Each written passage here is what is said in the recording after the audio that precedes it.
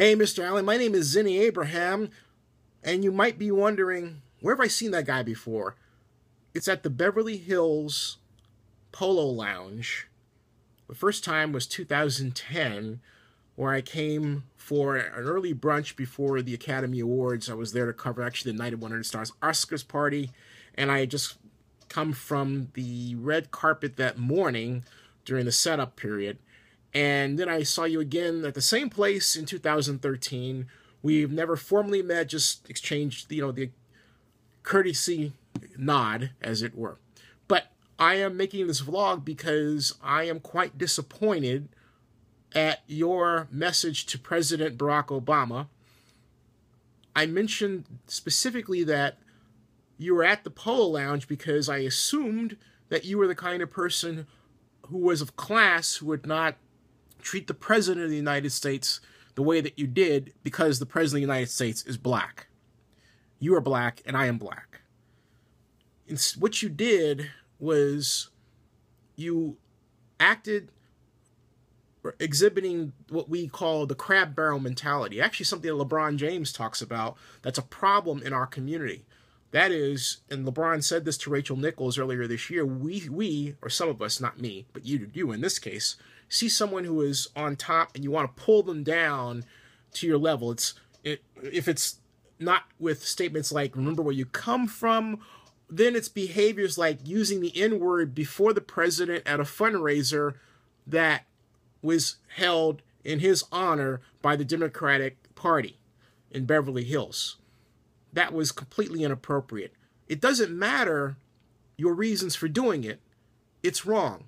And you indicate by your own comments that had the President of the United States been white, you would not have acted that way.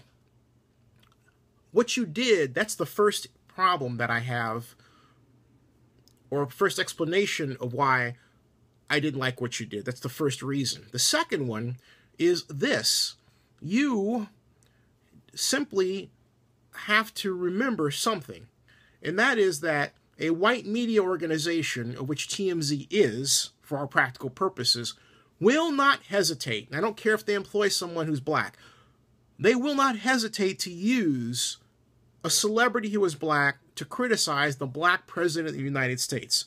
They will not hesitate to use someone black who is basically playing the stereotypical crab barrel role to try to put someone else who is black, quote, in their place, unquote. And that's how you were used by TMZ. And I don't care that the camera person was black. Had the camera person been me, I would not have done that. I wouldn't have allowed that. I wouldn't have ran it if I were TMZ. But then, like I say, TMZ is a typical white media organization that takes on such actions and uses people like you for its own benefit in terms of revenue and market share and internet search numbers. You allowed yourself to be basically exploited that way in a classic example, to go back to my original statement of how we put each other down. Now, someone would say, well, aren't you putting Byron down? No, I'm not putting Mr. Allen down at all. I like Mr. Allen's work with entertainment television and Comics Unleashed, excuse me. And I think your contributions with the American Athlete have been exceptional. I enjoy your work. I do not enjoy, I know some of the people that work with you, but I do not enjoy how you treated President Obama. Now, let me explain something from a personal perspective. Were it not for President Obama, there would not have been a litany of talented African-American professionals who finally were able to achieve their rightful place in society. For example, my company, Zinni 62 Media, is on the White House press list and has been for 2 years. Had I not worked hard for then-Senator Barack Obama and participated in something called Obama Rapid Response, where we successfully engineered search such that when you typed in search Obama is Muslim, you would find that Obama is not Muslim. We did that. I was also one of the first people to heavily volunteer for President Obama before it was fashionable to do so by many African Americans who thought that Barack Obama couldn't even beat Hillary Clinton. I'll bet you were one of them. Tony West, a friend of mine then, and I we met as we were both competing to be Kerry delegates. He won, and I interviewed him later. He is now Assistant Attorney General. Another example. There are scores of examples of what I'm talking about that exist. But something else you must remember, and this goes to basically my fourth point, and that is that President Obama is President of the United States. He's not President of black people, okay? He's not our president singularly. When you run for president and you succeed, you do so because you have a message that resonates with everyone. And that's what Barack Obama did. And you have to give him credit for that and stand behind him. Stand behind him.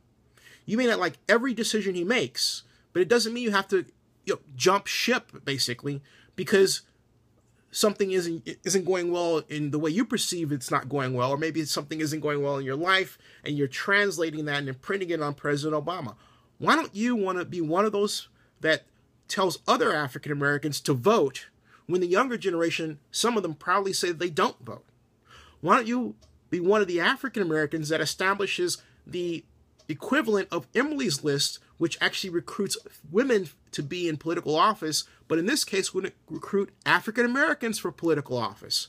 Why don't you be one of the people that, rather than treats the president in the crab barrel mentality I criticized you for earlier in this video blog, praises the president's work and gets behind him whenever you can, unabashedly and aggressively? You don't do that. If you did that, if you understood what it meant to be a political loyalist, and again, I'll repeat, a political loyalist, you would understand what benefits would be achieved by being on the side of President Obama instead of being what is colloquially called a hater. So, Mr. Allen, please don't behave that way again. Please do not behave that way again. You're probably thinking, or else what? Or else I'm gonna make 5 video blogs for every one time you do it. Right now it's just 1, but next time you do it again, it's gonna be 5. I'm gonna litter the internet with messages telling you to stop.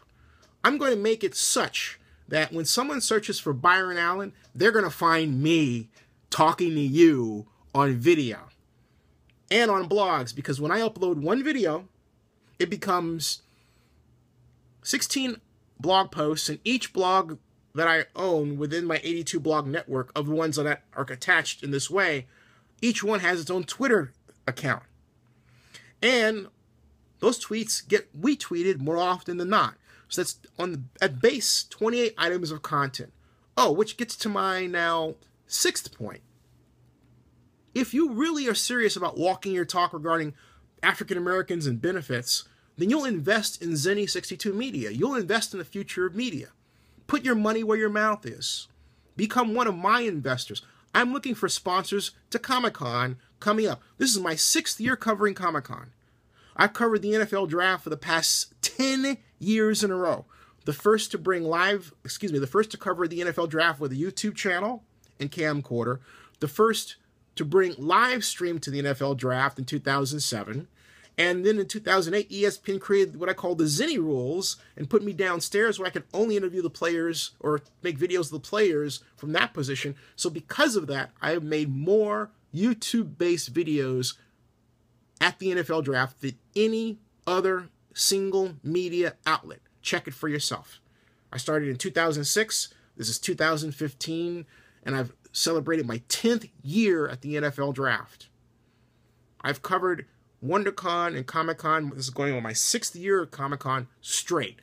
I've covered the Oscars and the Night of Wonder Stars Oscars party for the past 6 years in a row. I built this company myself. And one of my linchpin achievements is to be on the White House press list, where this year I covered the landing of Air Force One at Atlanta Hartsfield-Jackson International Airport. So again, walk your talk. Don't be a black crab barrel person. It's horrible. Don't use the N-word before my president. That's equally horrible. You owe the President of the United States a hard apology, and I expect to get it ASAP. There you are.